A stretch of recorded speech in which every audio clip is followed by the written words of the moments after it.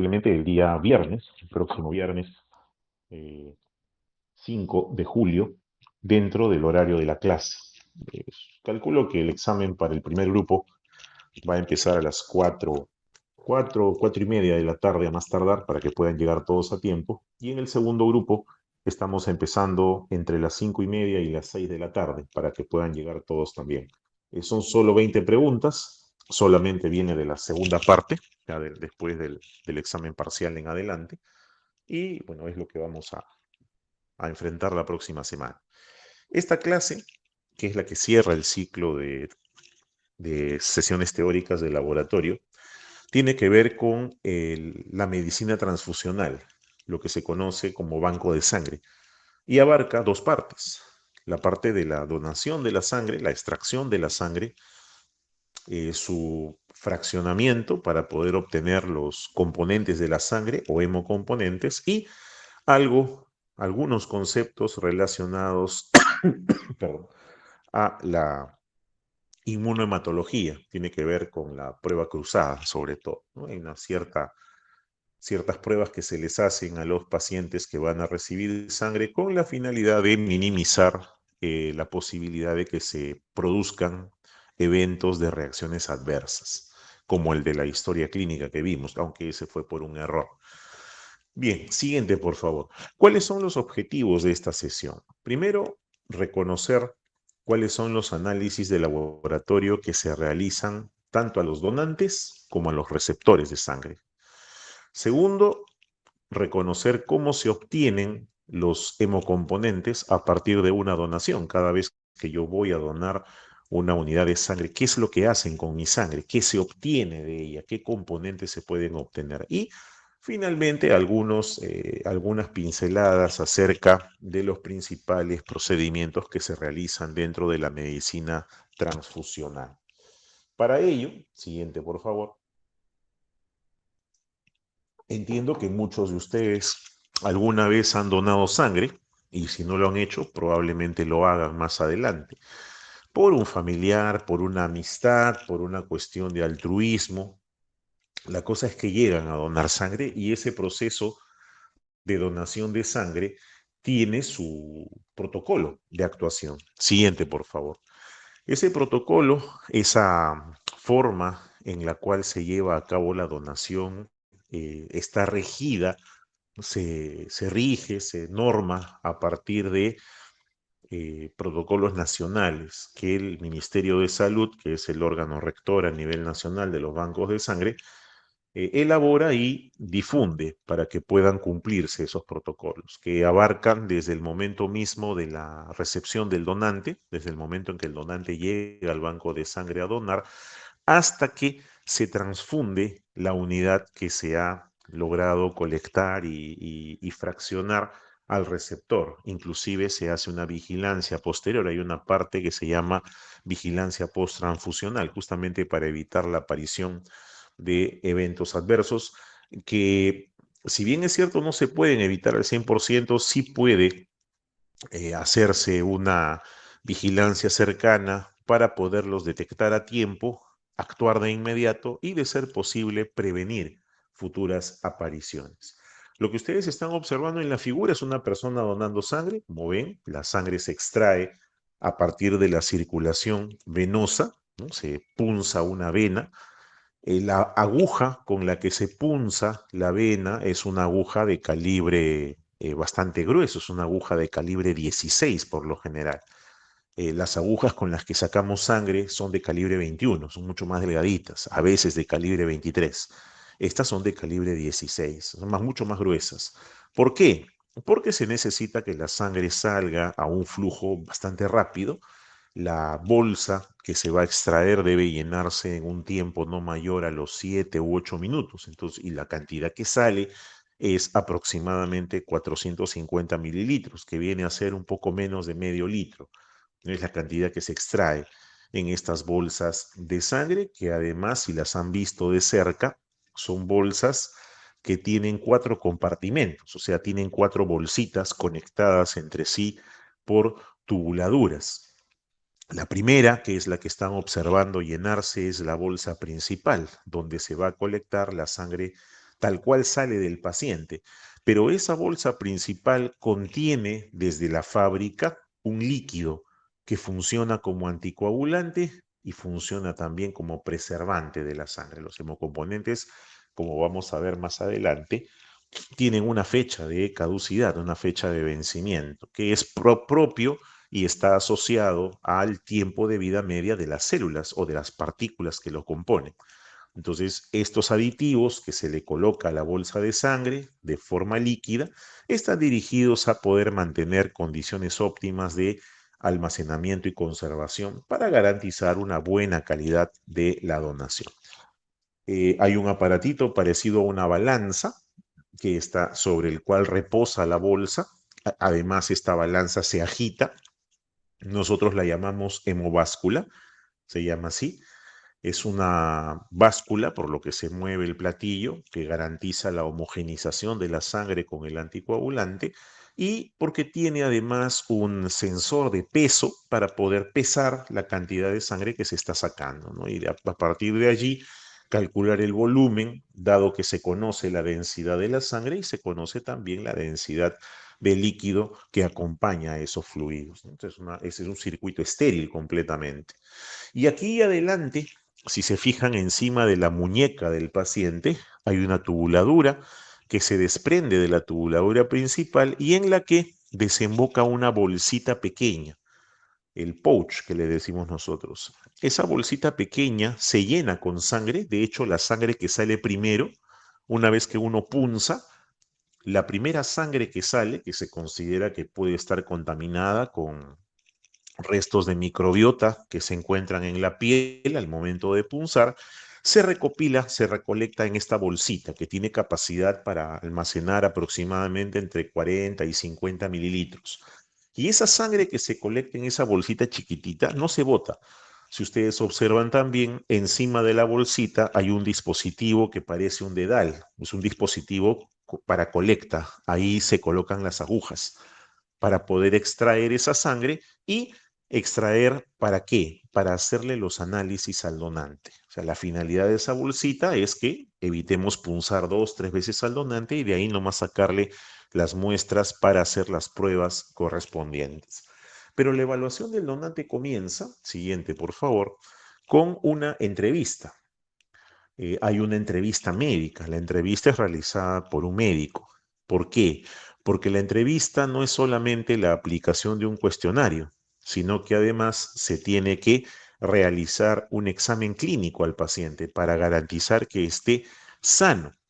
El donante de sangre debe estar sano. Eso significa que no puede estar con fiebre, no puede tener tos, no puede tener diarrea, no puede tener ningún tipo de herida, ¿no? Ningún tipo de enfermedad, porque eso contraindica la donación. Si fuese así, se le señala, se le orienta al donante para diferir su donación hasta que recupere la salud completamente. El donante tiene que estar completamente sano.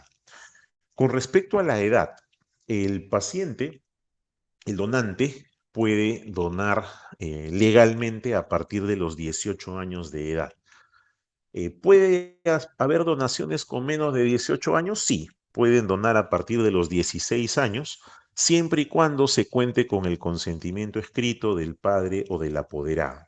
Y esto se aplica en aquellas situaciones donde no hay más familiares que puedan donar o cuando hay un grupo de sangre raro, por ejemplo, un A negativo, un B negativo, nadie tiene, solamente el sobrino, el hijo o el primo que tiene 15, 16, 17, 16 sobre todo para arriba, 16, 17 años, entonces él va a donar, ¿no? Y se le autoriza de manera escrita el padre o el apoderado legal.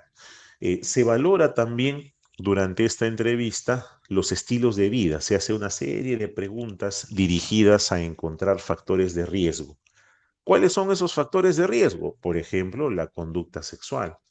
Si es una conducta sexual promiscua, ese paciente, ese donante, tiene mucho más riesgo de contraer una enfermedad transmisible por contacto sexual, como por ejemplo el VIH, la hepatitis B y la hepatitis C, que son además enfermedades infecciosas que se pueden transmitir por medio de transfusiones sanguíneas. Así que hay que detectar esos comportamientos de riesgo y diferir la donación dependiendo de qué tan grande sea el riesgo. Aquí se incluye también el uso de drogas, el uso de medicamentos, algunas enfermedades, por ejemplo, el cáncer, las enfermedades autoinmunes, ¿no?, que contraindican la donación, algunas otras enfermedades infecciosas como malaria, como brucela, por ejemplo, que también contraindican la donación. Se valora el peso y la talla. ¿Por qué? Porque el paciente que va a donar debe pesar por lo menos 50 kilos. Se acepta de 50 kilos para arriba. ¿Por qué? Porque la cantidad, o sea, para una persona de 50 kilos, el volumen de sangre es de aproximadamente 5 litros. Eso significa que cuando le extraigan los 450 mililitros va a representar menos del 10% de su volemia y no le va a producir mayor complicación, o sea, no le va a producir hipotensión, no se va a desmayar. O sea, el mínimo que se acepta es 50 kilos. Si es más, mucho mejor todavía, para evitar, mientras más nos acerquemos al 10% de la extracción de la volemia, hay mucho más riesgo de que se presenten complicaciones como desmayos, convulsiones, lipotimias, entre otros. La talla es relativa. La talla también se valora, pero no es un criterio de exclusión. Y se usa conjuntamente con el peso para valorar sobre todo obesidad. La temperatura también se controla, de hecho se hace para evitar que el paciente con fiebre pueda donar. Un paciente con fiebre está potencialmente infectado. Entonces hay que tomar la precaución, lo mismo que con los antecedentes médicos de enfermedad. Una vez que se culmina la entrevista, al paciente se le hace una indagación acerca del grupo sanguíneo y pasa, si está apto, pasa inmediatamente a la donación. Se le conecta a la tubuladura, a la hemováscula y se espera que termine de llenar la bolsa, que generalmente demora entre 7 y 8 minutos, y luego permanece en reposo por lo menos durante media hora. O sea, no es que termina de donar, se para y se va, porque ahí sí se va a caer, ¿no? Se va a marear y se va a ir al suelo. Entonces tiene que permanecer recostado por lo menos 30 minutos.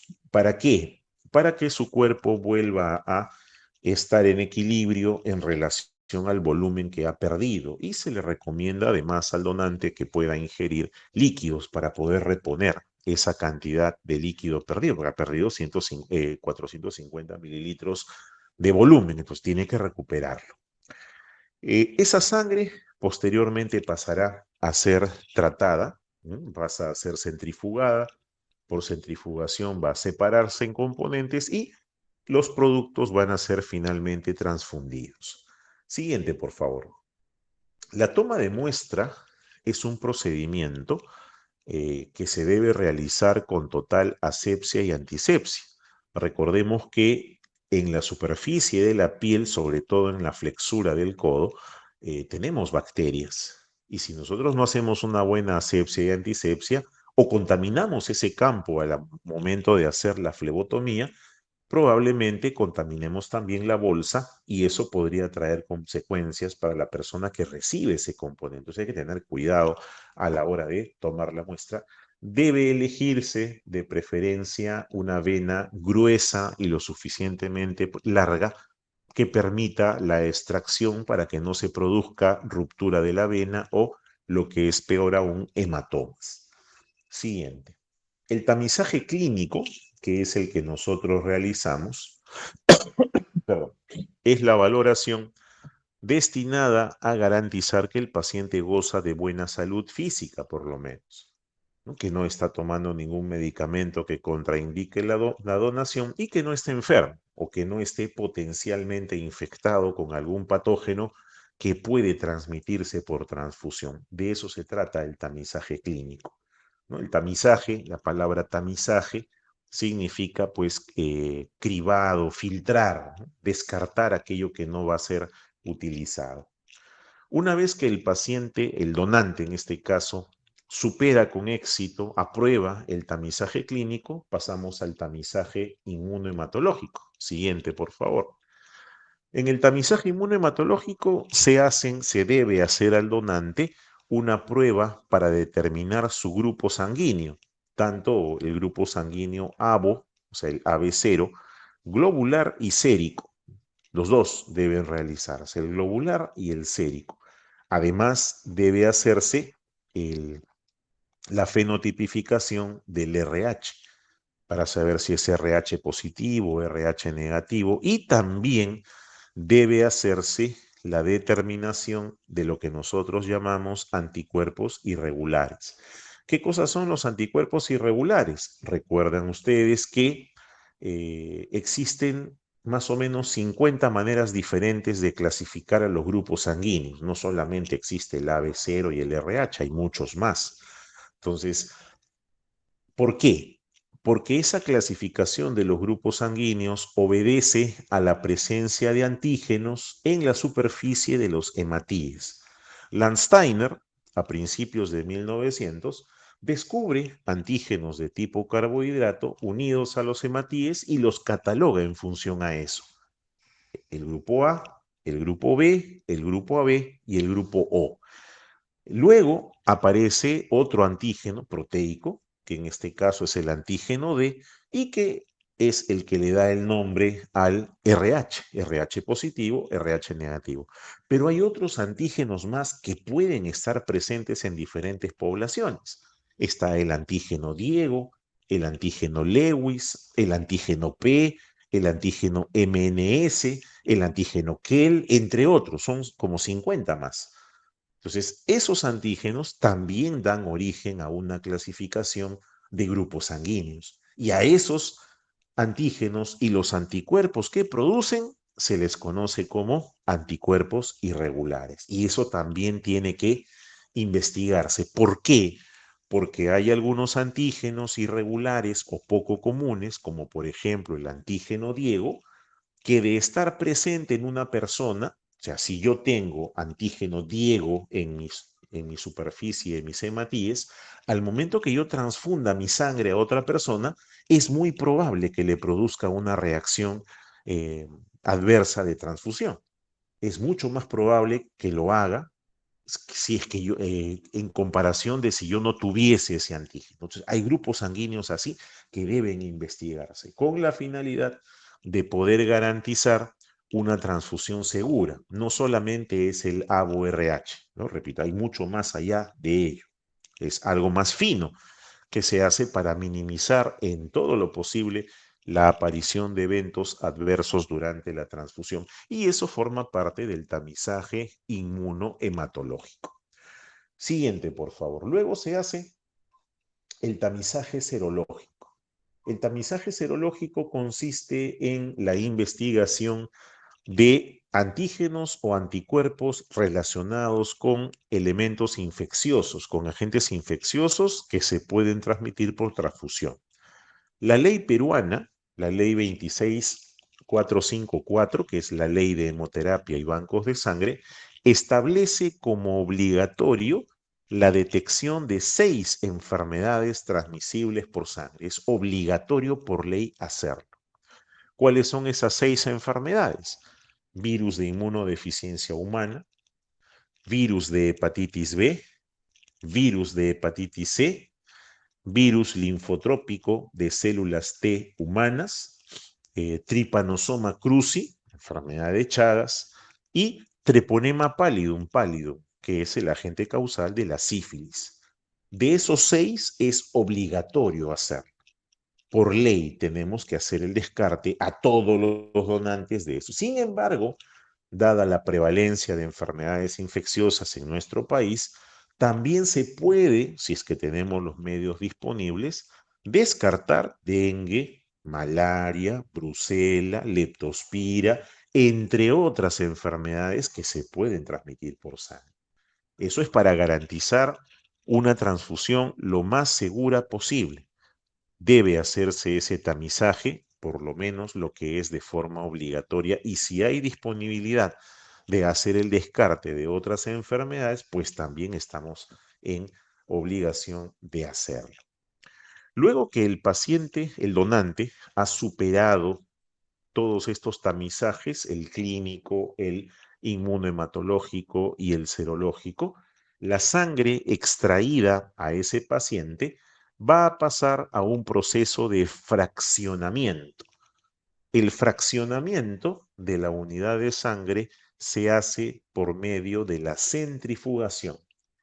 Esa bolsa de sangre va a ingresar a una centrífuga grande de bolsas de sangre, donde por la propia fuerza centrífuga se van a separar en función de la densidad de sus componentes. Eso significa que lo más pesado de la sangre se va a ir al fondo, la parte baja de la bolsa, y lo más ligero se va a quedar en la parte superior de la bolsa. Entonces, ¿qué se va a producir? Un fraccionamiento. En la parte del fondo de la bolsa se van a quedar los glóbulos rojos. En la parte intermedia se va a formar una pequeña capa que contiene a los glóbulos blancos. Encima de ellos va a estar el plasma junto con las plaquetas. Así se van a separar. Esa bolsa centrifugada va a ser colocada, siguiente por favor, va a ser colocada posteriormente en unos aparatos que se llaman fraccionadores automáticos. Una más, Richard, por favor.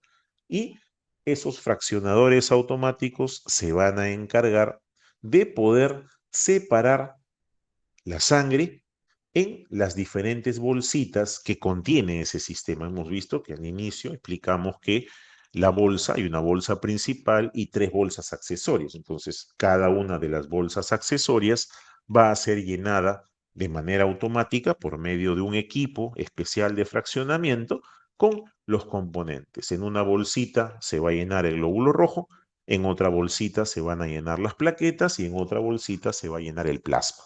De esa manera se separa. A eso se le denomina hemocomponente.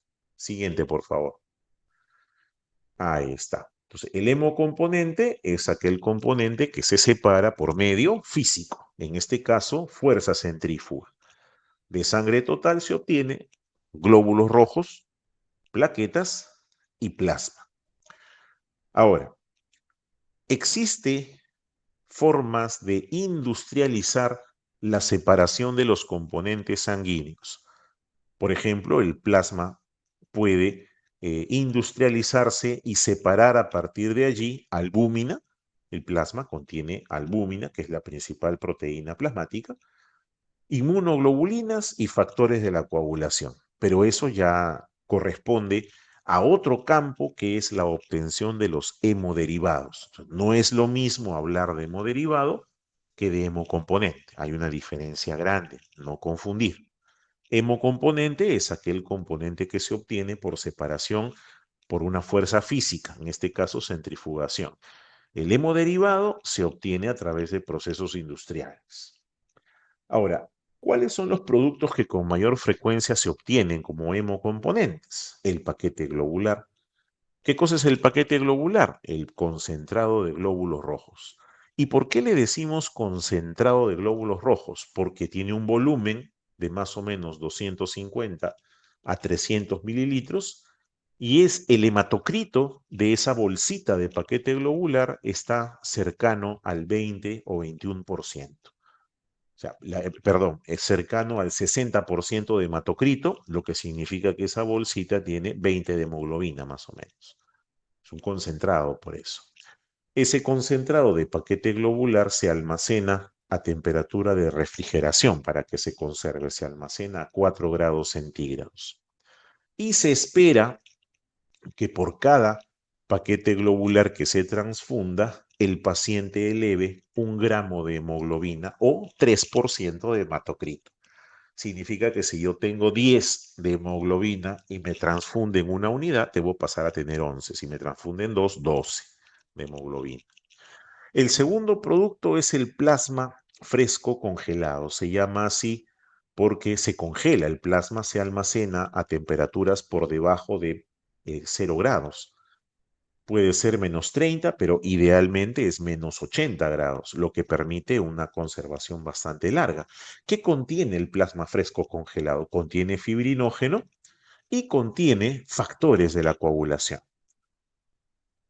El crioprecipitado, que es otro componente, tiene un volumen mucho más pequeño, 15 mililitros, y también se almacena a temperaturas de ultracongelación. También contiene fibrinógeno, pero sobre todo contiene factor 8, factor 13 y factor de von Willebrand. De allí que se use para el tratamiento de las hemofilias. Y por último están las plaquetas. Las plaquetas tienen un volumen aproximado de 50 mililitros, se almacenan a temperatura ambiental en agitación constante y se espera que por cada unidad de plaquetas que se transfunda, el paciente pueda subir entre 5.000 a 10.000 plaquetas. O sea, si el paciente tiene 50.000 ahorita y yo quiero llevarlo a 100.000, por lo menos tengo que transfundirle pues unas 5 unidades de plaquetas, ¿no? Más o menos para tener idea de cómo funciona la equivalencia. Ahora, cada hemocomponente tiene su indicación de utilización. Siguiente, por favor. Por ejemplo, el paquete globular se utiliza para se transfunde, mejor dicho, para poder mejorar la oxigenación de los tejidos. No se transfunde paquete globular para aumentar volumen o para aumentar hemoglobina. Se usa la transfusión, la indicación del paquete globular es poder mejorar la oxigenación de los tejidos, dado que es el glóbulo rojo el que se encarga de llevar el oxígeno a los tejidos. Y si un paciente tiene anemia severa y necesita transfusión, significa que no tiene cantidad suficiente de hematíes circulando, necesita más, por eso es que lo vamos a transfundir. Necesita más para llevar oxígeno a sus tejidos. Siguiente, por favor, las plaquetas. Las plaquetas se transfunden en aquellos pacientes que tienen trombocitopenia, o sea, tienen un conteo bajo de plaquetas. Esa transfusión obedece a ciertas indicaciones. O sea, tiene que haber un volumen mínimo de plaquetas, paciente con riesgo de sangrado, para que nosotros podamos indicar y aceptar una transfusión de plaquetas. Hay diferentes tipos de umbrales o puntos de corte, como pueden ver en la diapositiva, dependiendo de la condición del paciente.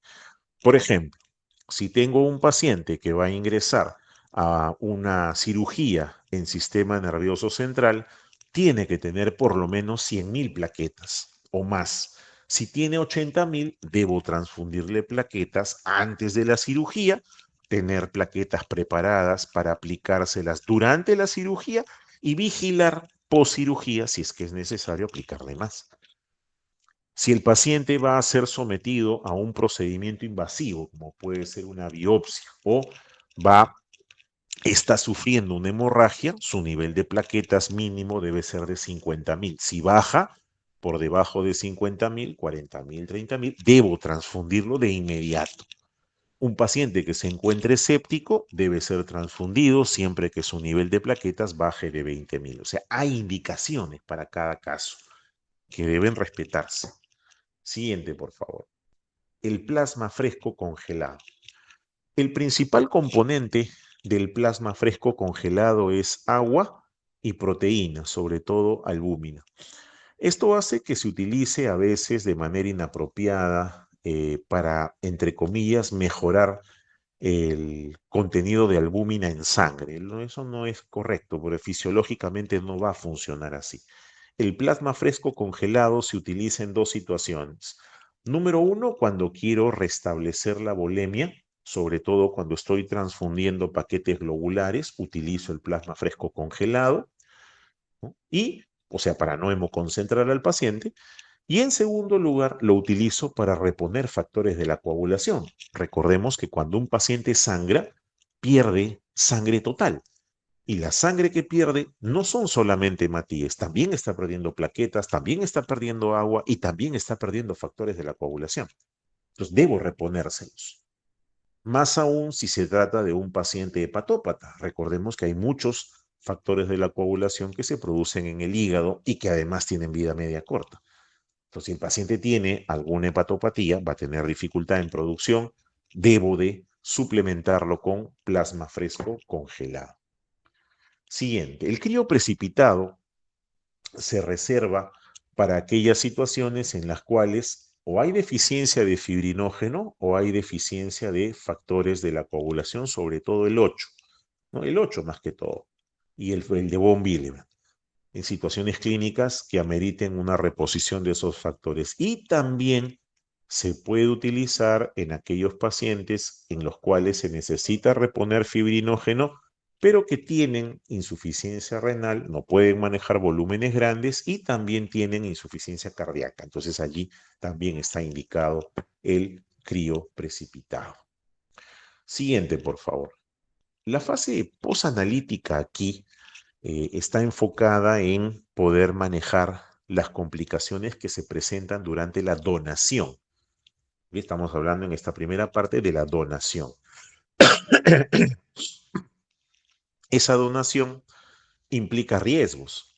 Si el paciente, el donante en este caso, miente acerca de los factores de riesgo, está exponiendo a una persona que pueda recibir esa sangre que pudiese estar contaminada, porque a pesar de que nosotros les hagamos todas las pruebas y les hacemos todas las pruebas con los mejores instrumentos del mundo, porque los que utilizamos en Lima, Perú, aquí en nuestros bancos de sangre, son los mismos que utilizan en otros países desarrollados, los mismos, utilizamos los mismos reactivos, aún con eso es probable de que se pueda escapar por allí alguna patología, sobre todo cuando ésta se encuentra en periodo de ventana. Es imprescindible que el interrogatorio, el examen clínico al paciente sea riguroso. Y apenas detectemos un atisbo de inseguridad o alguna señal de riesgo, es mejor diferir la donación y buscar un donante que sea mucho más confiable. Esa es la principal razón por la que la donación debería ser voluntaria. La donación voluntaria favorece la obtención de sangre mucho más segura, definitivamente.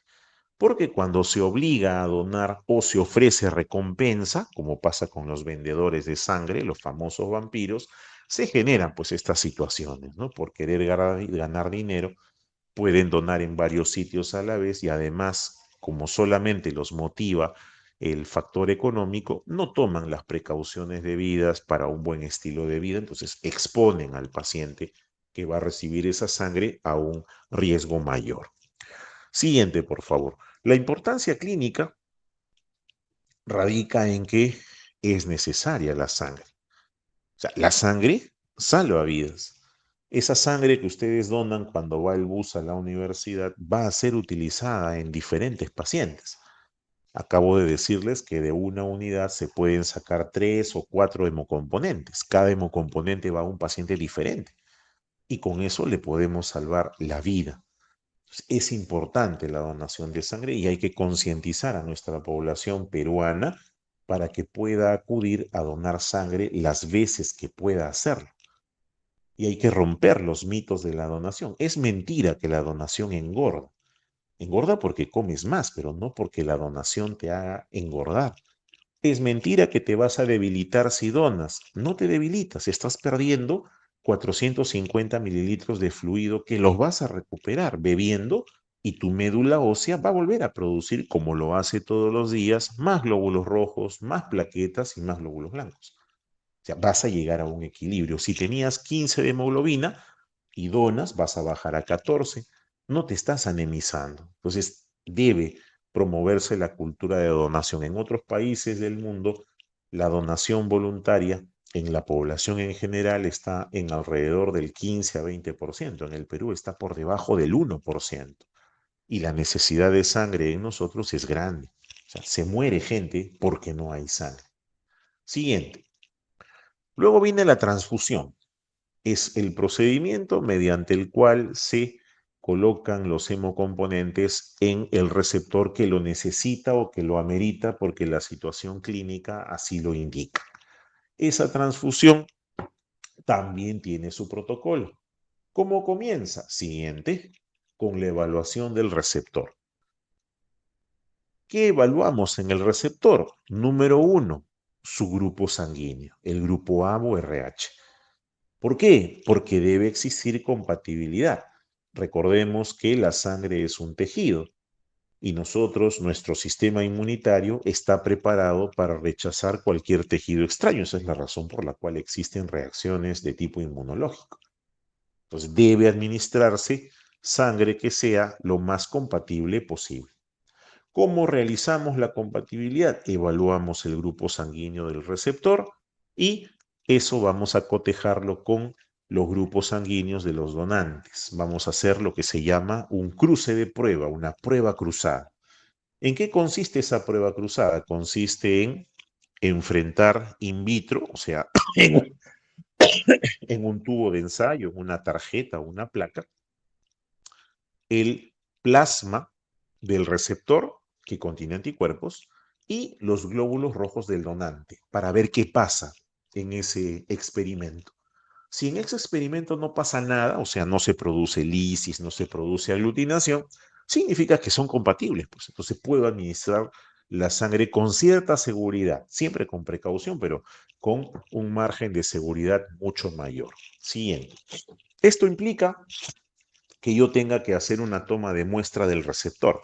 Al paciente que le voy a transfundir, le voy a tomar una muestra para saber cómo está su hemoglobina, para saber su grupo sanguíneo y para hacer la prueba cruzada. Ya voy a tomarle la muestra para eso.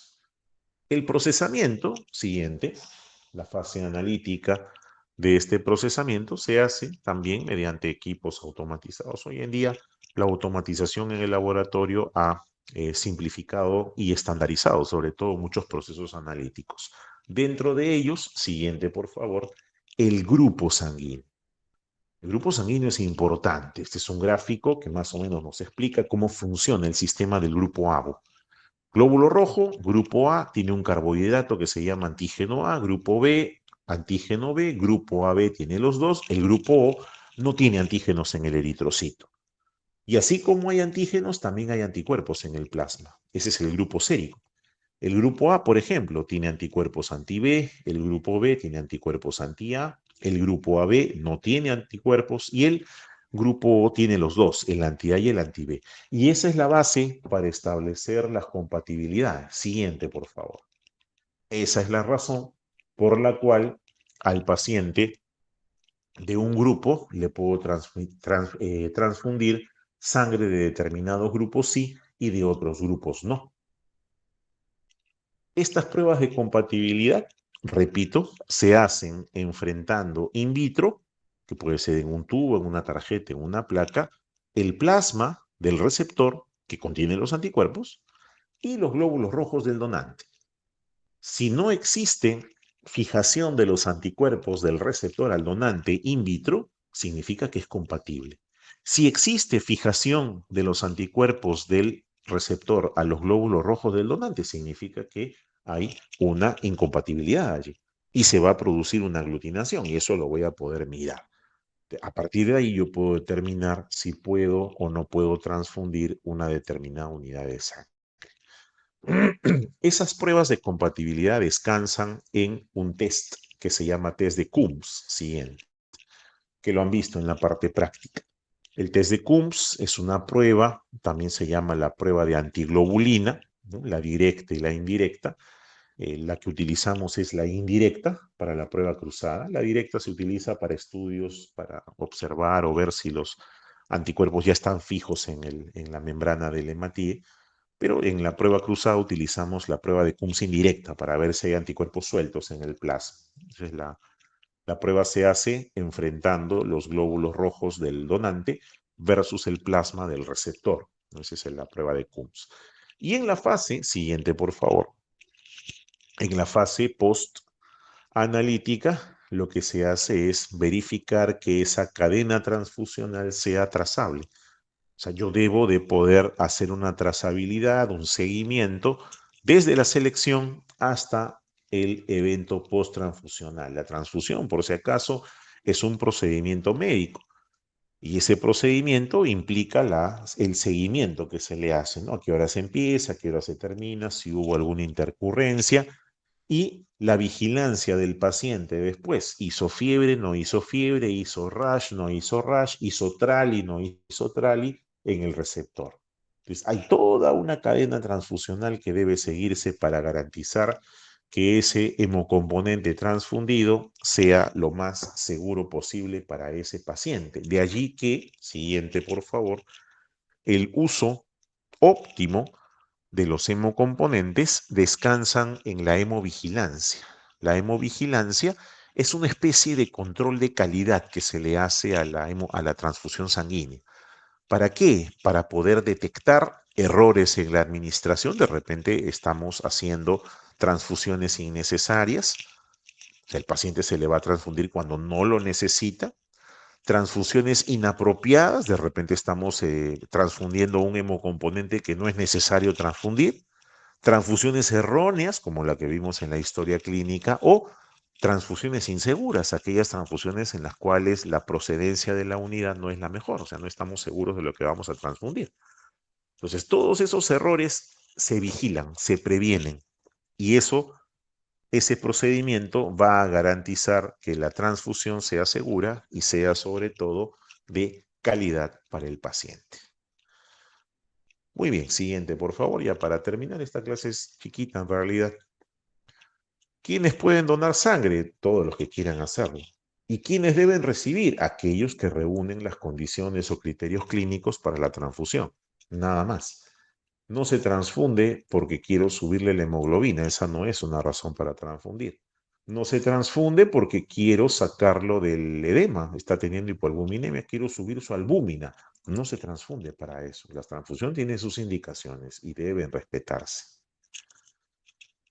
Bien, creo que hasta ahí nuestra clase de hoy. Ya en las historias clínicas han hablado acerca de las reacciones adversas, tanto las inmediatas como las tardías, ¿no?, que son importantes de manejar, las que son inmunológicas, no inmunológicas, las infecciosas, ¿no?, y cómo es que se van a ir presentando.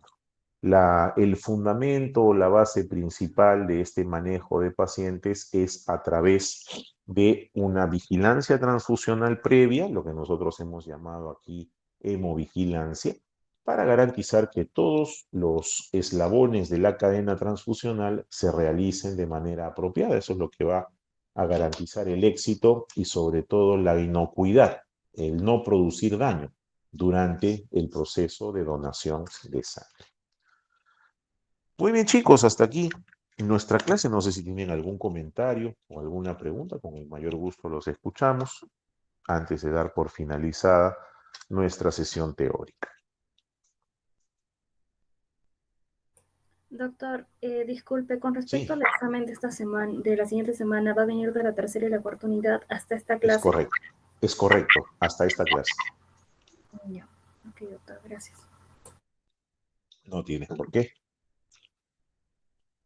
Muy bien, muchas gracias entonces a nuestros delegados, a Kimberly, a Richard, que nos han apoyado durante todo este tiempo con las coordinaciones, con la generación de los enlaces, con el grabado de las clases y estoy seguro también con compartir esas grabaciones con sus compañeros para que puedan hacer el repaso correspondiente previo al examen. Un gusto haberlos tenido nuevamente, estudiantes. Ya nos despediremos de manera presencial después del examen. Estoy seguro que con éxito también. Y tengan un bonito fin de semana. Nos vemos el día viernes a la hora de la clase para el examen. Cuídense bastante. Muchas gracias. Cuídese, doctor. Gracias. Gracias, Doc. Buenas. Gracias. Gracias, doctor. Entonces el examen será próximo.